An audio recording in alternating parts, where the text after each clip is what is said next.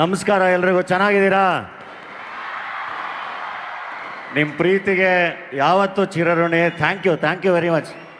ಭಾಳ ಖುಷಿ ಆಗುತ್ತೆ, ಭಾಳ ಅಂದರೆ ಭಾಳ ಖುಷಿ ಆಗುತ್ತೆ. ಇಷ್ಟು ಜನ ಸೇರಿ ಇಷ್ಟು ಅದ್ಭುತವಾಗಿ ಸೆಲೆಬ್ರೇಟ್ ಮಾಡ್ತಾ ಇದ್ದೀರಾ, ಇಷ್ಟು ಚೆನ್ನಾಗಿ ವೆಲ್ಕಮ್ ಮಾಡ್ತೀರಾ.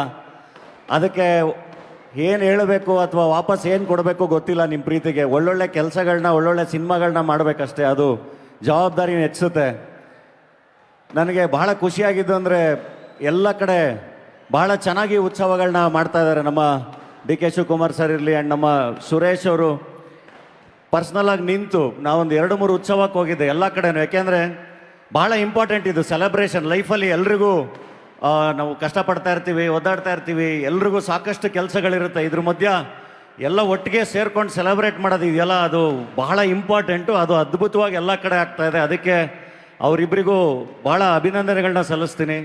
ನಿರಂತರವಾಗಿ ಸೆಲೆಬ್ರೇಷನ್ ಆಗಬೇಕು. ಎಲ್ಲದೂ ನಮ್ಮ ಸಂಸ್ಕೃತಿನ ಸೆಲೆಬ್ರೇಟ್ ಮಾಡಬೇಕು, ಸಂಬಂಧಗಳನ್ನ ಸೆಲೆಬ್ರೇಟ್ ಮಾಡಬೇಕು.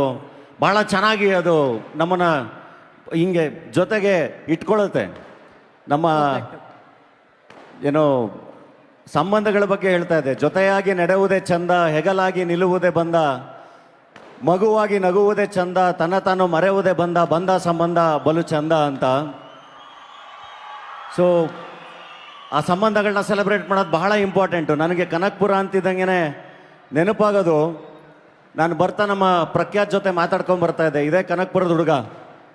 ನನಗೆ ಭಾಳ ಒಳ್ಳೆ ಕನೆಕ್ಷನ್ ಇದೆ. ನನಗೆ ಮೊದಲು ನನಗೆ ಸಿನಿಮಾದಲ್ಲಿ ಇಂಟ್ರೊಡ್ಯೂಸ್ ಮಾಡಿದ್ದು ಗುರುಪ್ರಸಾದ್ ಅವರು, ಕನಕಪುರದವರು. ಟಗರಲ್ಲಿ ನನಗೆ ಬ್ರೇಕ್ ಸಿಕ್ಕಂಥ ಸಿನಿಮಾ, ಅದರದ ನಿರ್ಮಾಪಕರು ಕನಕಪುರದವರು, ಕೆ ಪಿ ಶ್ರೀಕಾಂತ್ ಅವರು. ಆ್ಯಂಡ್ ಲಾಸ್ಟ್ ಟೈಮ್ ಕನಕಪುರಕ್ಕೆ ಬಂದಾಗ ನಾನೊಂದು ಪ್ರಾಮಿಸ್ ಮಾಡಿದ್ದೆ.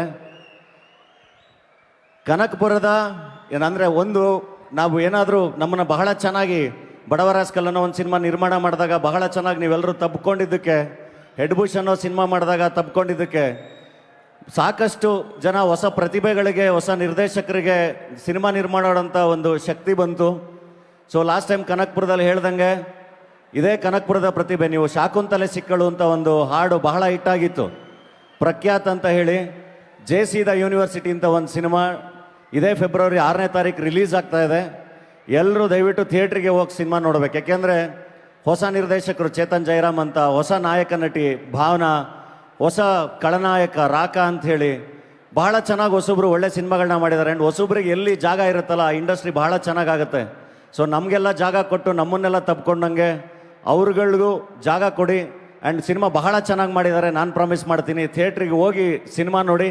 ಕನ್ನಡ ಸಿನಿಮಾ, ಕನ್ನಡ ಸಾಹಿತ್ಯ, ಕನ್ನಡ ನಾಟಕ, ಕನ್ನಡತನ ಎಲ್ಲದನ್ನು ಭಾಳ ಜೋರಾಗಿ ಹಿಂಗೆ ನಿರಂತರವಾಗಿ ಸೆಲೆಬ್ರೇಟ್ ಮಾಡೋಣ.